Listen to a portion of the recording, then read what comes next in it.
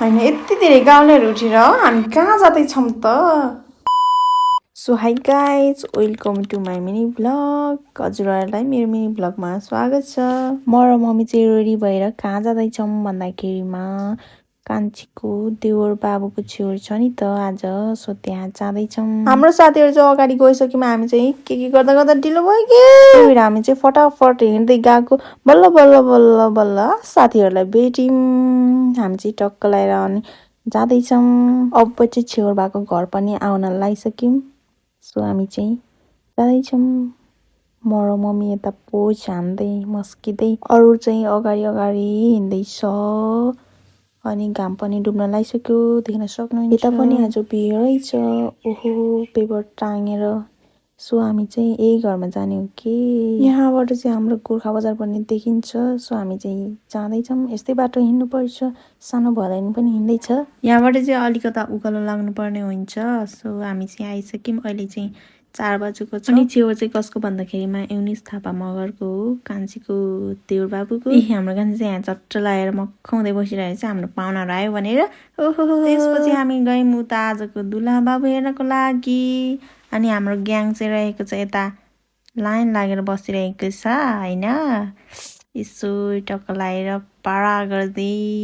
चट्ट लगाएर अब चाहिँ हामी पालै पालो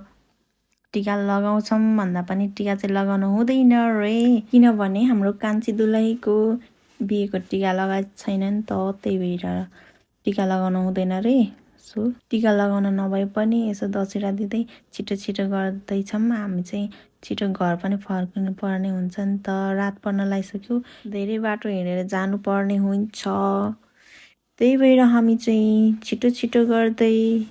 अनि के आजको दुल्हा बाबु हेर्नु न त्यहाँ युनिसलाई कस्तो ह्यान्डसम देखिरहेको छ होइन अनि डेकोरेसन पनि यस्तो दामी गरेको रहेछ सो मलाई चाहिँ मन पर्यो हजुरहरूलाई पनि मन पर्यो होला नि त होइन यो डेकोरेसन कस्तो दामी छ नि है अनि फेरि यहाँ चाहिँ बहिनीलाई देखेर होला भान्जी लजाएँ ल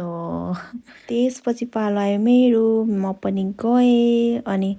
बाबुलाई देखेको त यस्तो लाज लाग्यो भान्जीलाई मात्र भनेको मलाई पनि लाज लाग्यो त्यसपछि फेरि हामी चौमिना गर्नतिर लाग्यो हाम्रो भान्जी चाहिँ फेरि मक्ख हुँदैछ यहाँ चाहिँ सबैजनाले चौमिना गर्दैछ मिठो मिठो खानेकुराहरू खाँदै ओ माई गड फेरि हामी चाहिँ चौमिना गरिसकेपछि भात खानको लागि उता लाग्यौँ आज त पुरा खाएको खायो क्या यहाँ चाहिँ भान्सा रहेको छ अनि कान्छीले भनेर बोलाउँछ अनि मक्ख हुँदै मम्मी हाँस्छ अनि यहाँ चाहिँ सबैजनाहरू खानेकुराहरू खाँदैछ एक एक थाल लिएर अनि फेरि भनेर बोलाउँछ कान्छीले त्यसपछि मैले पनि यी भात भन्दै कम म खान्छ अब चाहिँ हामीले यहाँ गुम भात खानुपर्ने हुन्छ अनि घर फर्किनु पर्ने हुन्छ यहाँ चाहिँ रहेको छ बुङ्गुरको मासु ओहो हो कसलाई मन पर्छ अनि म र शान्ति चाहिँ यहाँ खाइरहेछौँ मक्ख हुँदैछ शान्तिले चाहिँ यता तरकारी दाल भात मासु मुला काँक्रो छ भनेर देखाउँदैछ अनि ओइ शान्ति तैँले के खाएको भनेको खाएको भनेर पो लास्टै हँसाइदियो ल है त हाम्रो यहाँ पुलामी फलकहरू चाहिँ यति नै रहेको छ गमका गम भात खाँदैछ सबैजनाले टक्क लगाएर होइन यहाँ चाहिँ बाबुको छेउको पार्टी हुँदैछ अनि फेरि लगभग यहाँ चाहिँ 13-14जना हाम्रो खलकहरू रहेको छ